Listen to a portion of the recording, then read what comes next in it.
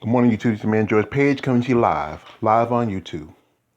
Well, today was I saw this on the news and I thought it would be something I need to talk about it. I'm getting a little late into it, but this is something that needs to be mentioned. This man was a great man. He was a legend. He was one of the many civil rights movement icons. This is one representative, John Lewis. Now, Mr. Lewis has passed away from fighting stage 4 cancer. But before he was fighting that, he was fighting against racism and inequality against the black community.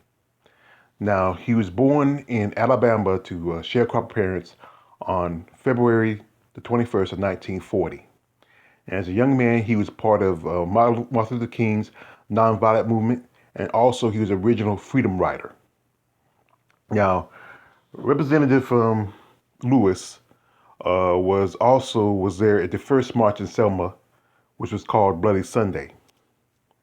That was the march in which uh, nonviolent movement, which Dr. Martin Luther King and several other black people marched against the racism in Selma, Alabama. And they were attacked and beaten and had dogs sick on them and they were arrested. But then a few years later, they did a second march on Selma, Alabama. But it didn't, like I said, it didn't go as bad as it was because the fact was there was a lot of celebrities that attached themselves to it, such as Helen Belafonte and Paul Newman.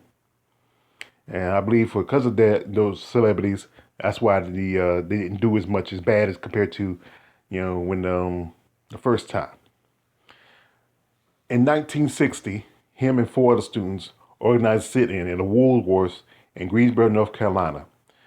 The Woolworth had a whites only lunch counter where they were cursed out, attacked, assaulted with food because they were sitting for people who had the right to sit and eat at a counter which was white only, to be treated and served like any other human being.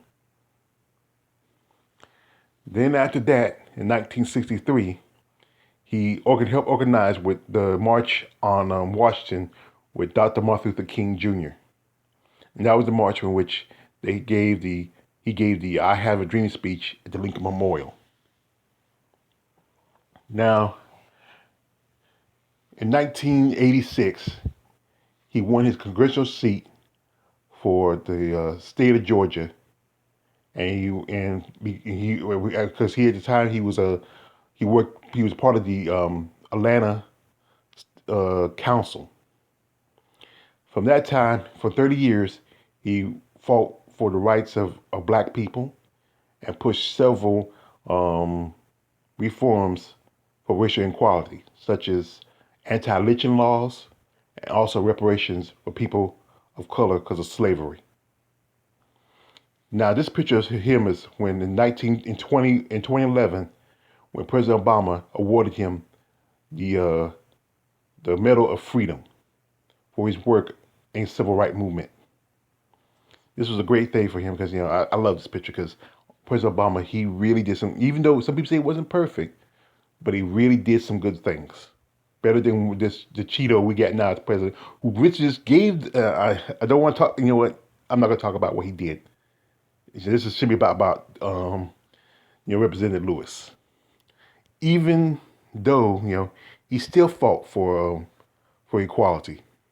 He supported Black Lives Matter, even when he was diagnosed with cancer this past December.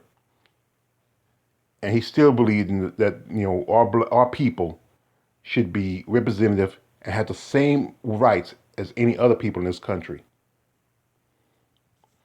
It's a sad day that we lost a great man who fought for the rights just for us as black people to be treated as equals. You know. But like I said, it's just how it is. He was 80 years old at the time of his death. It was yesterday, July the 17th, 2020. 2020 has just been kind of a bad year. We have lost a lot of good people. And like I said, I lost my mother this year.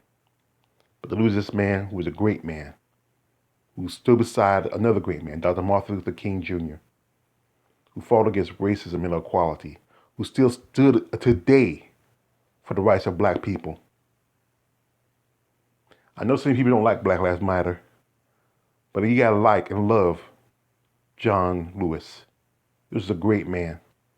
He did more than some people would ever do for their people. Rest in peace to Representative Lewis. We wish you well. It's your man, George Page. Like, subscribe. Don't like, don't subscribe. I'm out.